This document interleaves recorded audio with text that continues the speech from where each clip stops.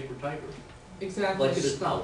What he's saying is, we described how Congress passed this authority over to HHS when they could do it in a lot of different areas, and it would become Congress as a structure would be like a paper tiger. HHS secretary is not the only secretary mentioned in Obamacare. It's also the Treasury Secretary, because the enforcement mechanism is going to come through the Department of Treasury. And a lot of the regs have yet to be written. I mean, we're only now seeing a portion of the picture of how this is going to roll out, and we're past the initial implementation date. Yes, sir. The American Association of Physicians and Surgeons, which is a very constitutional-based doctors association, they have a suit going to the Supreme Court to wipe this whole law out because they said the Constitution says any law for raising taxes must originate in the House. This bill originated in the Senate, and the original Supreme Court ruling was this is raising taxes. Are you aware of that suit? What's your opinion on that? Yeah, I do have. I'm not aware of the suit. As of tomorrow, I will be looking for that suit. But this bill did originate in the House. It's H.R. 3590. I don't know. My understanding is it originated in the Senate. What they did was, it was a procedural move. They took a bill that had to do with housing authority. That was H.R. 3590.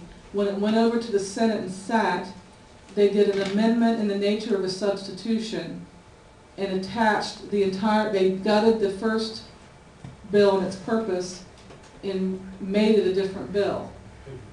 So on a technical, where the bill itself was introduced, so that would be a fascinating process to watch at the Supreme Court, because it was a procedural move to do an amendment in the nature, what they call in the nature of a substitute, and they substituted the 24 plus 100 pages as a full bill.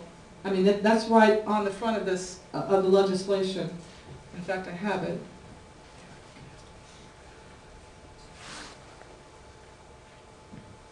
It's right.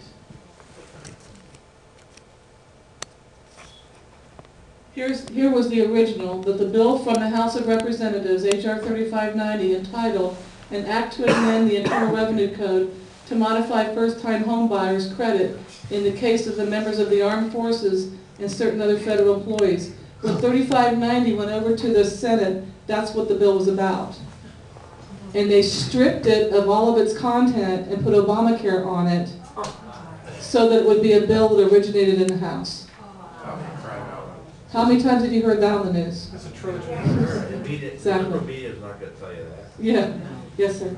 Well, I'm a federal prosecutor, and I resort to the regs periodically, and I was looking at them the other day. It's insane. Okay, who uses the mic? You might want to use this. All right, yeah. You're an important guy. You should have the mic. Only my dogs think I'm important when I'm about to feed them. I'm a federal prosecutor, and I resort to the regs periodically. I have to, and I've been a part of hearings, and I think there's a deeper problem going on here. I'm not sure we have a constitution. I'm not sure we have the rule of law. These regulatory agencies, who are they? They haven't been elected. Congress gives them a very limited grant, and they just go running off wildly, making rules which govern every aspect of our life.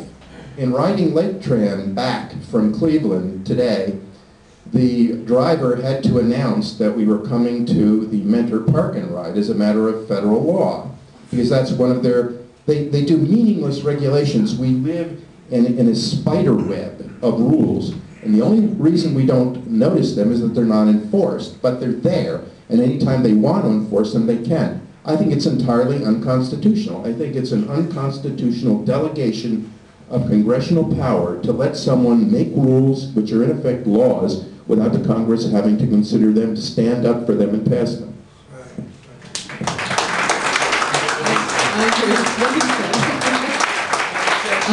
I want to show you something that when I was doing the research on this bill, I did something for an exercise I hate to say for the fun of it, but it was for just out of curiosity.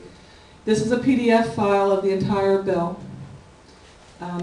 prior to the amendments that were made in 4872 in March of 2010. So this is as it passed out of the Senate originally. I typed in the search box because it's a PDF, and you could do the same thing. I typed in the words such sums.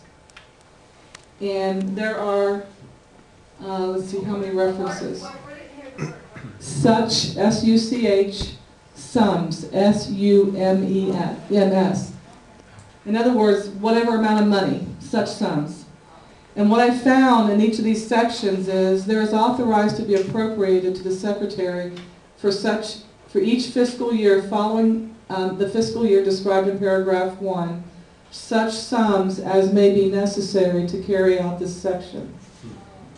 That is in the bill, if I remember correctly, about 78 or 79 times. And I wondered how the Congressional Budget Office could even come up with a number that would be a cost estimate for this. I mean, there are appropriations bills, there are authorizations bills, and the two are different in terms of how they function and process. But that, to me, in plain language, sounds like a blank check. One more question, and then we're going to wrap it up.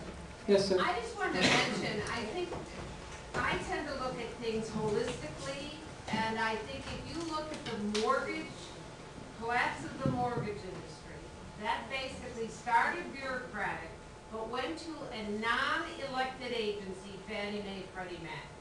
The educational Common Core, you're going to find that it's an unelected body that's making these decisions. And now you have the Affordable Care Act. And if you really look at the common denominator, it's government gaining control of your bartering tool dollar. Because once it controls your dollar, it controls you. This is so much bigger than all these little minutiae we're hearing. And I think we have to start thinking holistically. Very well said. There was a gentleman that was... On a scale of 0 to 10, meaning we have, how much do you think this bill will affect our freedoms?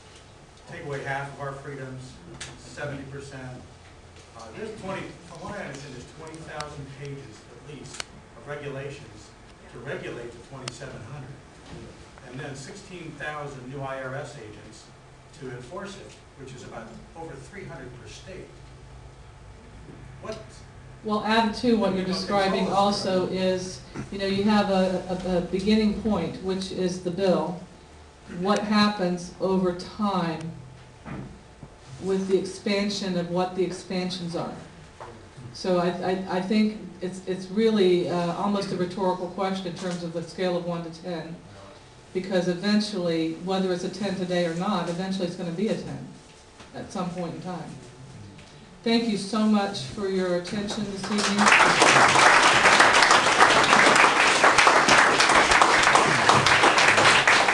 Thank you, Rob and Melanie. Okay, I'd like to ask the folks in the back to pass out the straw poll ballots. So what you'll be getting, there's 3 of them on this sheet, but if you would vote for the candidates of your choice, so treat it as if you were voting today. And if you aren't familiar, aren't ready to make a choice on a particular office, then you can pass on it. But if you're ready to make a choice, go ahead and please do so.